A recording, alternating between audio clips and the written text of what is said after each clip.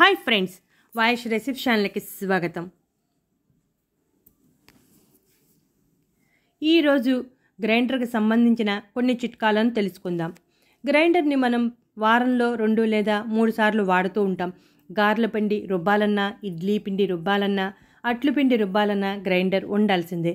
గ్రైండర్లో రుబ్బితే మనకు ఒదుగు కూడా ఎక్కువగా వస్తుంది. మనం తెలుసో తెలియకో కొన్ని తప్పులను చేస్తూ ఉంటాం. ఈ వీడియో చూస్తే ఆ తప్పులు చేయకుండా ఉంటారు. మనం గ్రైండర్ని పప్పు వేయటానికి ముందు కొన్ని చిట్కాలను పాటించాలి. ముందుగా గ్రైండర్లో కొంచెం నీటిని పోయాలి. నీటిని పోసిన తర్వాత గ్రైండర్ ఆన్ చేయాలి. గ్రైండర్ ఆన్ చేసిన తర్వాత మనం రుబ్బవలసిన పప్పును వేసి అప్పుడు రుబ్బాలి.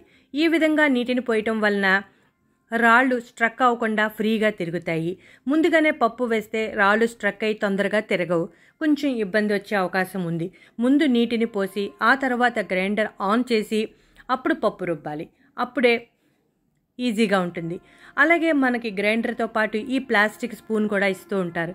మనం ప్లాస్టిక్ స్పూన్ వాడటం వలన ఆ రాపిడికి ప్లాస్టిక్ మనం రుబ్బుకునే పిండిలో కలిసిపోతుంది. అలా ప్లాస్టిక్ కలవటం వలన మన ఆరోగ్యానికి మంచిది కాదు. అందువల్ల మనం ప్లాస్టిక్ను ఉపయోగించకుండా చేతితోనే కలపడం మంచి పద్ధతి. ప్లాస్టిక్ ఆరోగ్యానికి మంచిది కాదు అన్న విషయం మనకు తెలిసిందే కాబట్టి కాస్త ఓపికగా చేతితో కలుపుకుంటేనే మంచిది. ఈ విధంగా ఈ 2 చిట్కాలు పాటించాలి.